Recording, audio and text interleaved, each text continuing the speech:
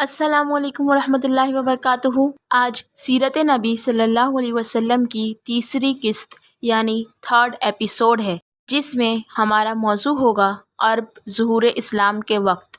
اسلام کا سورج طلوع ہونے سے قبل اور بعد کے حالات ہماری نظروں کے سامنے ہوں گے۔ انشاءاللہ آج عرب کا محل وقوع اور قومیں جو مختلف عرب میں موجود تھی اس کے متعلق ہم معلومات حاصل کریں گے۔ سیرت نبی صلی اللہ علیہ وسلم دراصل ہمارے رب کے پیغام کا عملی نمونہ ہے، جو ہمارے پیارے نبی صلی اللہ علیہ وسلم نے تمام انسانوں کے سامنے پیش کیے ہیں، اور اسی کے ذریعے سے انسان ظلمت کے اندھیروں اور غفلت کی تاریکیوں سے نکل کر روشنی میں داخل ہوتا ہے، اور لوگوں کو بندوں کی بندگی سے نکال کر خدا کی بندگی اور عبادت میں داخل کرتا ہے۔ در حقیقت جب تک ہم اسلام سے پہلے اور بعد کے حالات کا موازنہ نہیں کرتے، تب تک ہمیں سیرت طیبہ کی مکمل سمجھ نہیں آئے گی۔ اسی لیے آج کے موضوع میں ہم اسلام سے پہلے موجود قومیں اور ان کے حالات کے متعلق دیکھیں گے،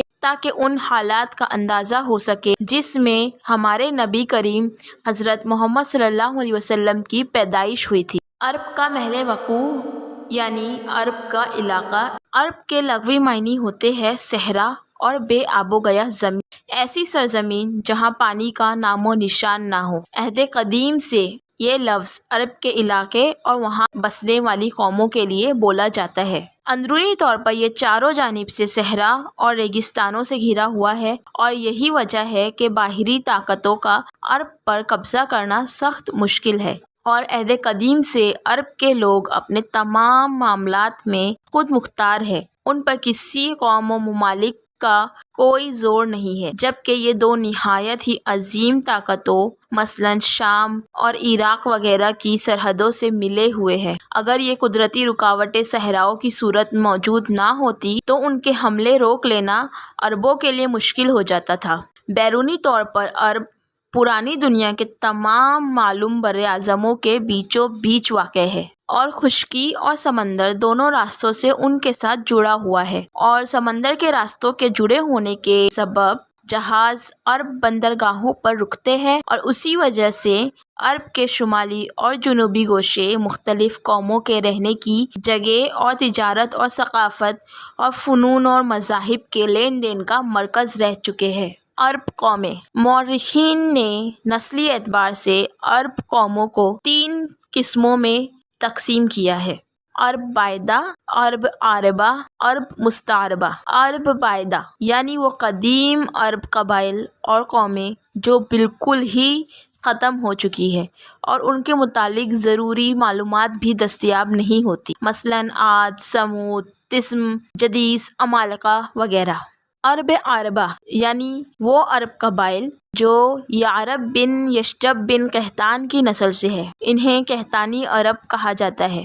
عرب مستعربہ یعنی وہ عرب قبائل جو حضرت اسماعیل علیہ السلام کی نسل سے ہے، انہیں عدنانی عرب کہا جاتا ہے۔ عرب عاربہ یعنی قحطانی عرب، ان کا اصل گھر ملک یمن تھا، یہیں ان کے خاندان اور قبیلے مختلف شاخوں میں پھوٹے، پھیلے اور بڑھے، اور ان میں سے 2 قبیلوں نے بڑی شہرت حاصل کی، پہلا حمیر اور دوسرا کہلان، جس میں سے حمیر قبیلہ تو یمن میں ہی قائم رہا، اور کہلان نے یمن سے ترک تعلق کرتے ہوئے اپنا وطن چھوڑ کر کہیں اور ہجرت کر لی۔ عرب مستعربہ، ان کے جد اعلیٰ سیدنا ابراہیم علیہ السلام اصل میں عراق کے ایک شہر اور کے باشندے تھے۔ یہ شہر دریائے فرات کے مغربی ساحل پر کوفے کے قریب واقع تھا۔ اس کی کھدائی کے دوران جو کتبات برآمد ہوتے ہیں، ان سے اس شہر کے متعلق بہت سی تفصیلات معلوم ہوئی،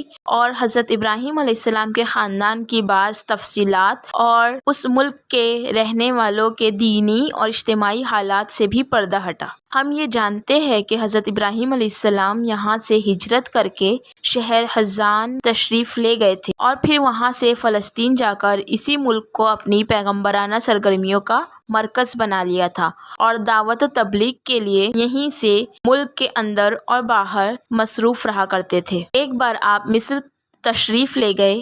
فرعون نے آپ کی بیوی حضرت سارہ کی کیفیت سنی تو اس کے بارے میں بدنیت ہو گیا اور اپنے دربار میں برے ارادے سے بلایا، لیکن اللہ نے حضرت سارہ کی دعا کے نتیجے میں غیبی طور پر فرعون کی ایسی گرفت کی کہ وہ ہاتھ پاؤں مارنے اور پھینکنے لگا۔ اس کی نیت بد اس کے منہ پر مار دی گئی اور وہ حادثے کی نوعیت سے سمجھ گیا کہ حضرت سارہ علیہ السلام اللہ کی نہایت ہی خاص اور مقرب بندی ہے، اور حضرت سارہ علیہ السلام کی اس خصوصیت سے وہ اس قدر متاثر ہوا کہ اپنی بیٹی ہاجرہ علیہ السلام کو ان کی خدمت میں دے دیا۔ پھر حضرت سارہ نے حضرت ہاجرہ کو حضرت ابراہیم علیہ السلام کی زوجیت میں دے دیا، یعنی دونوں کا نکاح کرا دیا۔ حضرت ابراہیم علیہ السلام حضرت ہاجرہ اور حضرت سارہ کو ہمراہ لے کر فلسطین واپس تشریف لے گئے۔ پھر اللہ تعالیٰ نے حضرت ابراہیم علیہ السلام کو حضرت ہاجرہ سے ایک بیٹے اسماعیل علیہ السلام عطا فرمائے، لیکن اس پر حضرت سارہ علیہ السلام جو بے اولاد تھی انہیں بڑی غیرت آئی اور انہوں نے حضرت ابراہیم علیہ السلام کو مجبور کیا